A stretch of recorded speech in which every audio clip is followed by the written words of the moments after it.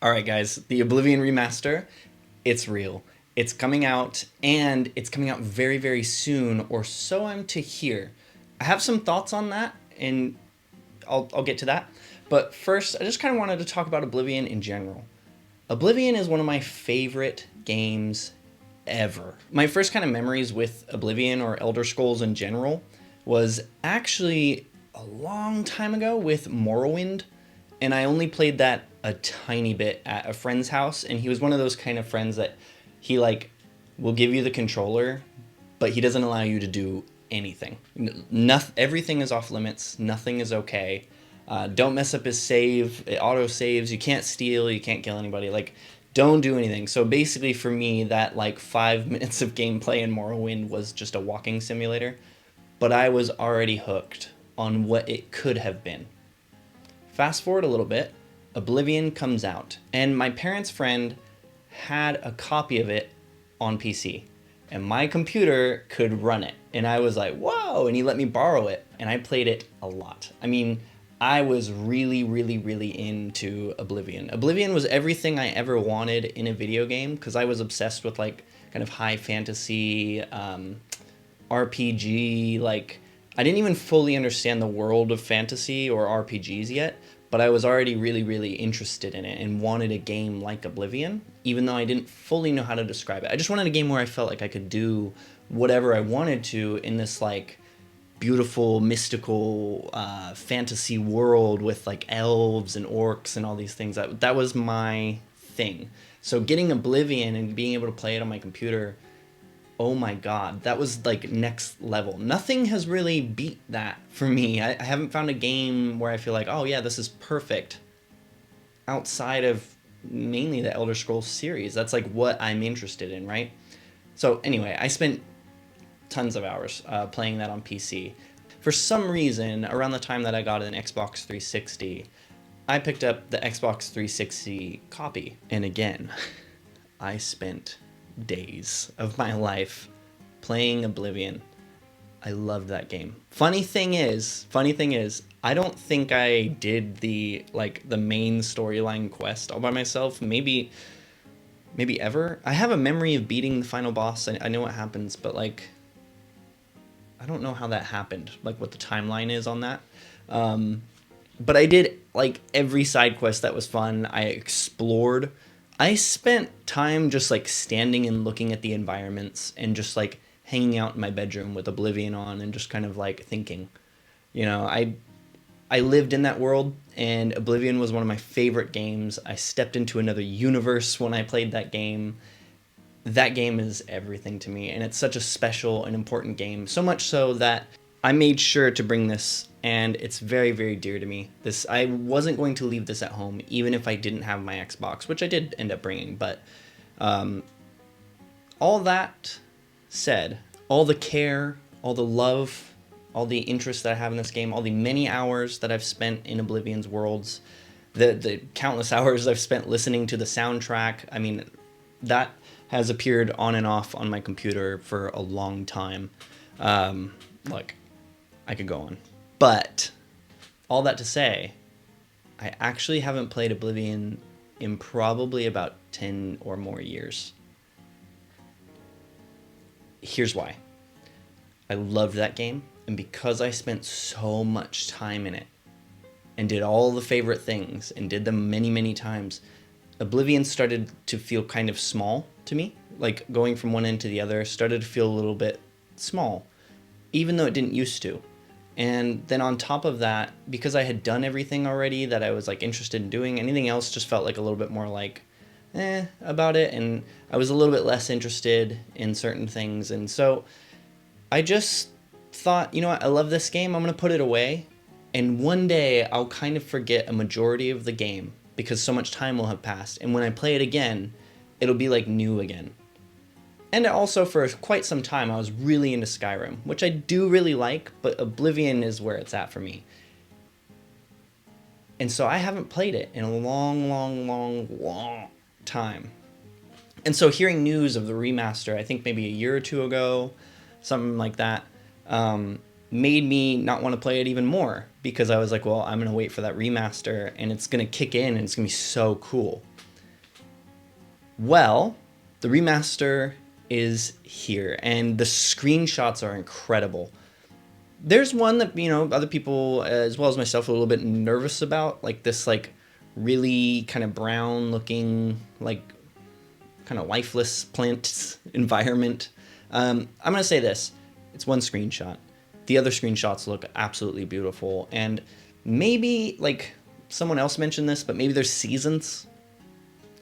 I don't think so. But it also could be time of day. Could be a lot of things going on. It doesn't necessarily mean that the whole world's going to look brown. Okay? So Oblivion was very colorful and beautiful, and I kind of doubt that they would take that out of there, because that was kind of like the staple look of the world. So I'm not super worried about that one screenshot, but I do hope that it stays nice and colorful.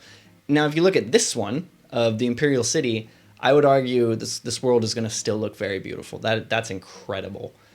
All of these different screenshots are some of the most beautiful pictures I've ever seen of this world. And I'm really excited to go back to Tamriel and explore not only just the beauty of the world, but the people and the characters and the story and all the different quests.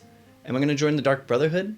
Will the DLC include the Knights of the Nine? Should I avoid doing that so I can do the Knights of the Nine quests, get the armor?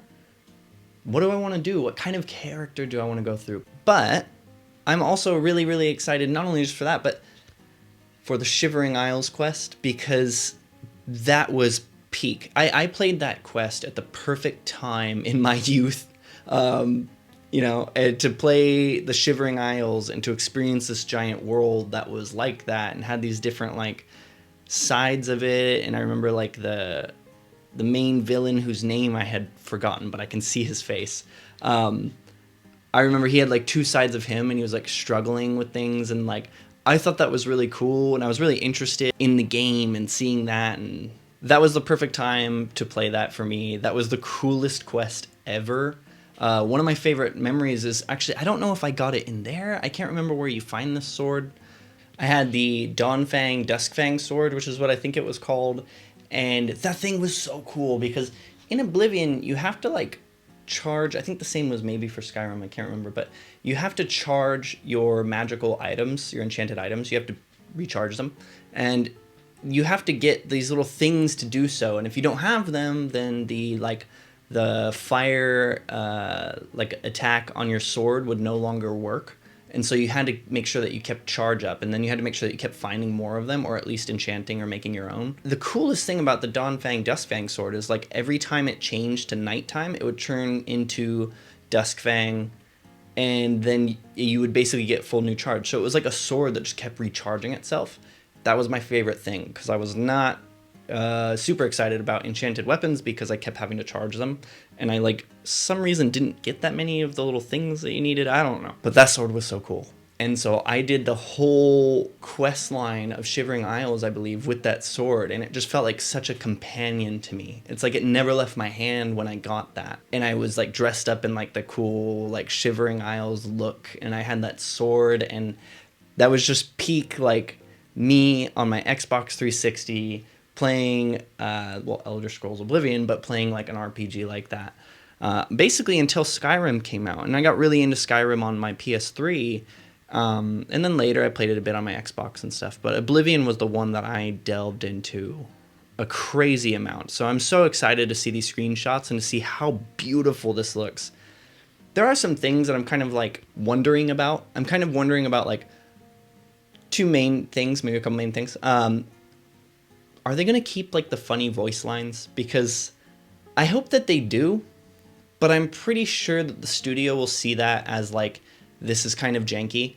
And, like, for us who love the game, I think that we see that as it's fun and it adds to the charm and it's part of the nostalgia. But I think that random people that will pick up the game maybe for the first time will go, oh, geez, what an unpolished game. This isn't good. And they'll maybe return it, or they won't play it, or it'll look bad. So I think that those won't be left in there, to be honest. I think the silliness is going to get worked out, and I think we just have to, just deal with that. I think it's normal that we can't expect that to be left in there. The next thing would be the music. I hope the original soundtrack is still intact, But if they created a remastered soundtrack, I hope we get the option to use the other one. If we don't, then, I mean, I'm sure the new soundtrack will be great. It would just be nice to have the original one in for like more nostalgic purposes. I like that. Heart Gold and Soul Silver, you could get the original Pokemon music in there and turn it on your radio. I did that. As soon as I got that item, I did that. I always love that. It adds to nostalgia for me. It puts me more into the world. The final thing I wanted to talk about, though, is my guess. I think this is going to get announced on the 21st. I don't think it's going to get released on the 21st, even though there are a lot of things that seem like it will be. For them not to say anything and then just like shadow drop it or like have some presentation and say it's out today, it's such a big remaster, and I feel like it's kind of leading into like the Elder Scrolls 6, which we've all been waiting for. So I feel that the announcement will come on the 21st, and it will be available to pre-order or something, and then we'll get this like maybe a month or so, maybe many months from now, maybe down in like September, November, somewhere down there. I'm not holding out that it's going to release, well, tomorrow. So, but hopefully it does. That'd be really cool. I'll jump on it right away. But yeah, those are my thoughts on Oblivion. That's what I wanted to talk about. And I hope to see you guys next time. I hope you're enjoying this new kind of content. It's like news, but having a chat about the game. And yeah. All right. Thank you so much for watching, and I will see you next time. Make sure to hit subscribe, leave a comment. What are you excited about? What are you worried about? Are you a veteran player of Oblivion? Was this your first time? Let me know. And what system are you playing it on? I'll be playing mine on the PS5. All right. Thanks again, and I'll see you next time. Bye.